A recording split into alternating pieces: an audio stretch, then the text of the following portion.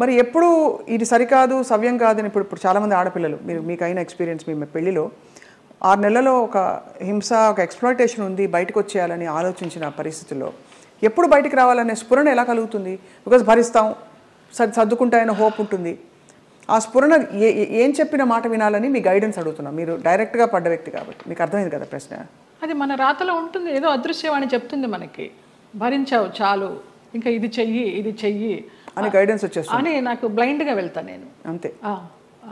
అంతే అంత డీప్గా వెళ్ళి నాలెడ్జబుల్గా చెప్పాలంటే నాకు తెలియదు, కానీ అనిపిస్తుంది, మనకే అనిపిస్తుంది ఇంకా ఆ టైం అయిపోతుందని అనిపించినప్పుడు అది ఆటోమేటిక్గా వస్తుందని నేను అనుకుంటున్నాను. ఎంత ఇవాల్వ్ అయ్యారు మీరు స్పిరిచువల్గా, ఎన్ని కష్టాలు పడినా కూడా ఎంత పరిణితి తెచ్చుకున్నారు మీరు అంటే జీవిత ప్రయాణంలో. నేను కేరళ డీటాక్స్కి వెళ్ళినప్పుడు కూడా 14 days ఒంటరిగా ఉన్నాను. అప్పుడు నా లైఫ్ స్టైల్ మారిపోయిందమ్మా, మైండ్ సెట్ కానీ లైఫ్ స్టైల్ కానీ. ఎంత భయస్థురాల్లో నేను, చిన్న విషయానికి భయపడిపోతే, ఎక్కడన్నా నొప్పి వస్తే, ఇక్కడ నొప్పి వస్తే బ్రెస్ట్ క్యాన్సర్ ఏమో, ఇక్కడ నొప్పి వస్తే అపెండిసైటిస్ ఏమో అని అస్సలు లేదు.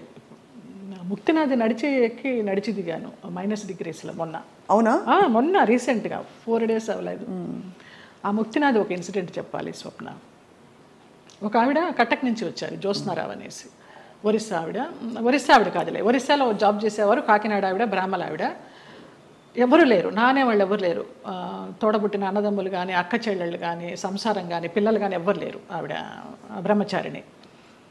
ఆవిడ వచ్చి నాకు ఎవరు లేరు 3 రోజులు ప్రయాణం చేశారు మాతోటి. 11th నాడు బయలుదేరాము ఇక్కడి నుంచి.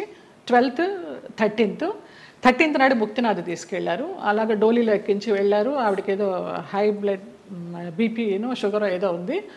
అన్నం తినాలనిపించక మాత్రలు వేసేసుకుంటున్నారు. తర్వాత ఆ ముక్తినాథ్లో జాంసంలో మేము స్టే చేసినప్పుడు వెన్ను వణికించే చలి. అక్కడ హీటర్స్ ఉండవు, హీటర్స్ పెడితే ఆక్సిజన్ అందదంట, హై ఆల్టిట్యూడ్ అనమాట. అక్కడ ఆ రోజు నరకం అనుభవించాం అందరం. 80 members గ్రూప్ మేము. Sai Krishna tours and travels అని సాయిరామ్ గారు, ప్రసన్న గారు, వైఫ్ అండ్ హస్బెండ్, ఆది దంపతులు. నిజంగా 2009 నుంచి వాళ్ళు ఈ ట్రావెల్ చేస్తున్నారు. ప్రతి ఒక్క గ్రూప్తో ట్రావెల్ చేస్తారు. ఇంకా నేను లైఫ్ జర్నీ అంతా వాళ్ళతోనే యాత్రలు కంటిన్యూ చేయాలని వాళ్ళతో చెప్పి కూడా వచ్చా కన్ఫర్మేషన్.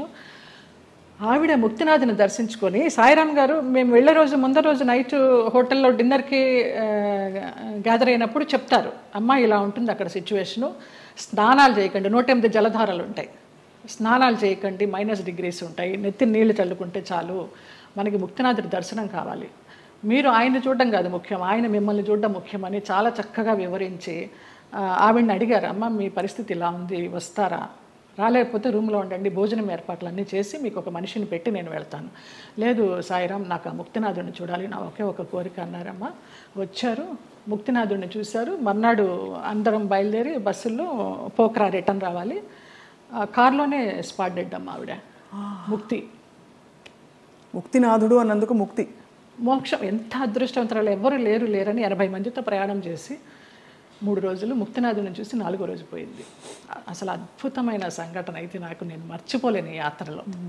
ఆవిడ చనిపోయినప్పుడు ఎంత ప్రేతకళగా ఉందో, చితి మీద పెడితే అక్కడే ఎవరో కజిన్ నెంబర్ దొరికింది, ఫోన్లో అడిగితే మేము రాలేమండి, అంత దూరం మీరు చేసేయండి అని ఈయనకు అథారిటీ ఇచ్చేశారు సాయిరామ్ గారికి. అక్కడ ఆర్మీ సహాయంతో ఆయన మన హిందూ సాంప్రదాయంలో ఆమెకి దహన సంస్కారాలు చేస్తే, చితి మీద పెట్టినప్పుడు ఆవిడకి ఫోటో తీస్తే ఎంత చిద్విలాసంగా ఉందో తెలుసా అమ్మ ఆవిడ ముఖం.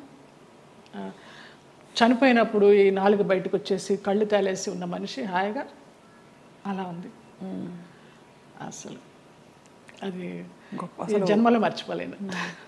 అంతకుముందు రోజు అడిగారు, ఎవరికి ముక్తి కావాలంటే 2 చేతులు ఎత్తా నేను. ఏం మీకు లగేజ్ లేదా అని అడిగారు. నాకు ఏ లగేజ్ లేదన్నాను. అంటే వెనకాల బంధాలు లేవా అనేసి. మీరు అనుకుంటే కాదు, దేవుడు అనుకోవాలి, ఆయన ఎవరికి ఇవ్వాలో వాడికే ఇస్తారు అనేసి. అలాగా ఆవిడ అదొక అద్భుతమైన సంఘటన. ఆనందించాం, ఆవిడ పోయినందుకు బాధపడలేదు. ఎంత అదృష్టవంతరాలు, ఎంత చక్కని అనాయాసన మరణం అంటారు కదా, అలా. కార్లన్నీ ఆగినా ఏంటనంటే పోయారు. అంటే భగవద్ దర్శనం అయిందా అని చాలా మందిని అడుగుతాం. ఇంతకంటే నిదర్శనాలు ఏముంటాయి? మోక్షం, ముక్తినాథుడు. మా వాళ్ళందరూ, మా మామ కొడుకులందరూ ఆ -degreesలో 108 జలధారాల్లో స్నానం చేశారు. ఒక్కొక్క జలధార నుంచి ఇంకొక జలధార వెళ్తుంటే వాళ్ళకి బ్రెయిన్ పనిచేయడంలా ఫ్రీజ్ అయిపోతుంది. అలా చేశారు. నేను ఆ 108లో చల్లుకోవడానికి అరగంట పట్టింది, ఈ చెయ్యి పనిచేయాల 1 గంట, బ్లడ్ క్లాట్ అయిపోయి. అంత చలి. -degrees. అది అంత కష్టతరమైన ప్రయాణం. ఎంత చక్కగా వెళ్ళొచ్చామో వారి ఆధ్వర్యంలో. ఈ సందర్భంగా ఆ దంపతులకు పాదాభివందనాలు. ఆ ప్లేసెస్లో నిజంగానే ఒక మహిమ ఉంటుంది కదా జయలలిత గారు. ఎందుకంటే మీరు ఇంత జీవితం చూసి భగవత్ స్పర్శ ఎక్కడ ఎందుగలడు అందులేడని సందేహం వలదు అని అంటారు కదా. అలాగా భగవంతుడు అన్ని చోట్ల ఉన్నాడు, సర్వాంతర్యామి అంటూ కూడా మనం కొన్ని ప్లేసెస్కి ప్రత్యేకంగా వెళ్ళడానికి కారణం ఏంటంటే వాళ్ళు నడయాడిన ప్లేసులు అవి అని చెప్తారు. ఇప్పుడు నైమిసారణ్యం ఎంతమంది మునులు మహానుభావులు తపస్సు చేశారు. అక్కడికి వెళ్ళంగానే మనకు ఆ వైబ్స్, కొన్ని గుళ్ళకి వెళితే మామూలుగా దండం పెట్టుకుని వచ్చేస్తాం. కానీ అదే మనం తిరుమల వెళ్ళినప్పుడు ఆ వెంకటేశ్వర స్వామి చూస్తుంటే మనకు తెలియకుండానే ఆనంద బాష్పాలు కారిపోతాయి. ముక్తినాథుడి దగ్గర కూడా అలాగే కారిపోయినాయి నాకు. మన దేవుళ్ళ రూపాలు ఉండవు, ఏముండవు. వాళ్ళు నేపాల్ పద్ధతిలో తయారు చేస్తారు. అలా ఉన్నా కూడా వైబ్స్ ఉన్నాయమ్మా. అంతే, వాళ్ళు నడయాడిన ప్రదేశం. జనక్పూర్ వెళ్ళాము, సీతారాములు నడయాడిన ప్లేసు, వాళ్ళ కళ్యాణమైన ప్లేసు. చాలామంది మా గ్రూప్లో అక్కడికి వెళ్ళి దండలు మార్చుకున్నారు, మళ్ళీ సీతారాముల కళ్యాణం లాగా. అలాంటి వైబ్స్ ఉన్నాయి. అందుకే వెళ్ళాలి. ఇంట్లో కూర్చున్న భగవంతుడు దర్శనం ఇస్తాడు, అది వేరే విషయం. వాళ్ళు నడయాడిన ఆ పుణ్యభూమిలో నడిస్తే ఆ పాదధూళి మనకి కొంచెం పుణ్యం ఇస్తుందని. రెండోది మీరు అన్నట్టు ఆ ప్లేస్కి వెళ్ళిపోయాక మనం నేను ఫలానా, నేను స్వప్న, నేను జయలలిత, నేను సో అండ్ సో అన్నీ మర్చిపోయి, నేను జ్యోత్స్న మర్చిపోయి కేవలం ఒక అంకిత భావంతో ఒక డిజాల్వ్డ్ స్టేట్లో వెళ్తాం. అంతే, అది కూడా ఒక సర్వస్వ శరణాగతి అయిపోయి నువ్వు తీసుకొచ్చావు, నువ్వే చూసుకో, శరణాగతి అంతే. అందులో కూడా చాలా అద్భుతాలు మన లోపల జరుగుతాయి. అద్భుతాలు అంటే మన అహంకారం కరగడం అన్నీ కదా, మనకి తెలియకుండానే అది ఆ ఉద్వేగం అది అంతా వచ్చేస్తుందమ్మా. నేను సంజయ్తో అదే అన్నాను. సంజయ్ కదా ఇంటర్వ్యూ ఏర్పాటు చేసింది, సంజయ్ కిషోర్. నాకు గుంటూరులో చిన్నప్పటి నుంచి వాడు నన్ను కొట్టేవాడు. వాడు కొడుతుంటే నేను పరిగెత్తేదాన్ని. వాళ్ళ ఇల్లు పెద్ద ఇల్లు గుంటూరులో, ఎంత పెద్ద ఇల్లు. కొడుతుంటే పరిగెత్తేదాన్ని, తర్వాత వాడిని ఎత్తుకునేదాన్ని. వాడు ఈ రోజున ఇంత గొప్పవాడైనాడంటే చాలా సంతోషము. చాలా పద్ధతైన మనిషి. ఎంత పద్ధతైన మనిషి. వాళ్ళ ఇంట్లో వాళ్ళ అమ్మగారు నాకు పెద్దక్కలాగా, పాపాయి పాపాయి అంటే ఆవిడ. నా అభివృద్ధికి ఆవిడ సంతోషిస్తుంది. నా సొంత వాళ్ళు కూడా సంతోషిస్తారా సంతోషించరు, కానీ ఆవిడ అంత సంతోషిస్తుంది, అంత బ్లెస్ చేస్తుంది ఆవిడ. నువ్వు బాగుండాలి, నువ్వు బాగుంటే మేము బాగుంటాం అనేసి.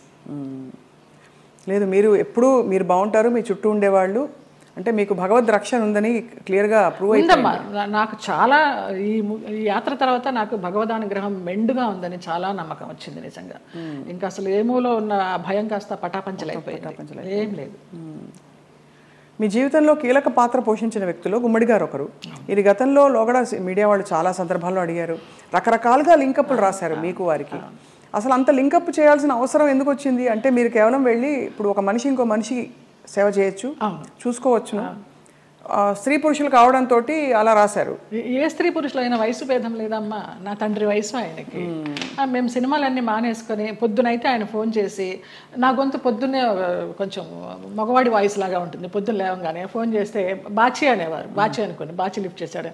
బాచి కాదండి నేనే జయమ్మ అంటే, జయమ్మ నీ గొంతు ఏంటి అలా ఉంది, మంచు మార్గే గొంతులాగా ఉంది. ఇంకొక ఎవరినో పోల్చేవారు అనమాట. ఏం చేస్తున్నావు ఇవాళ, ఏం తీసుకొస్తున్నావు వంట. అలాగా ఆయన్ని మేము అభిమానించి మహామహులు, వాళ్ళ సేవ చేసుకోవడానికి పూర్వజన్మ సుకృతం ఉండాలి నిజంగా.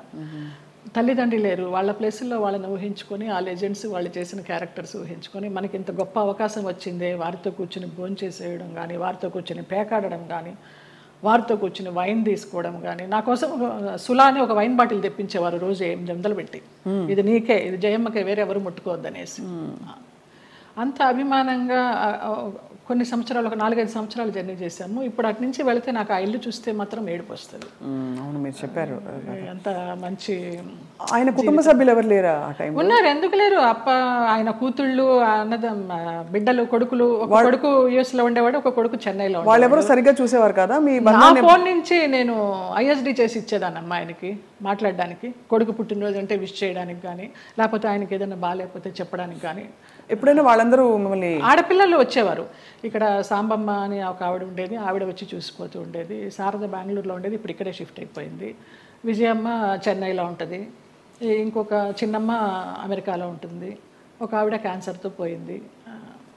ఫోన్లు చేస్తూ ఉంటారు, కానీ లాస్ట్లో ఆయనకి ఒంట్లో బాగాలేనప్పుడు ఆయన పక్కన అంబులెన్స్లో కూర్చుని హాస్పిటల్లో జాయిన్ చేసింది నేనే. ఇంకా ఆయనకి వెంటిలేషన్ తీస్తారనగా జయ ఇట్రా అనేసి నన్ను ఇట్లా గుండెల మీద పడుకోబెట్టుకున్నారు, పోయినారు. ఫస్ట్ పోయిందని తెలిసింది కూడా నాకే. మీకే? ఆ పోయినప్పుడు ఇంక నేను బయటకు వచ్చేసాను. ఇంకా ఆ తెల్లవారుజాము నుంచి వాళ్ళ పిల్లలు రావడం అది.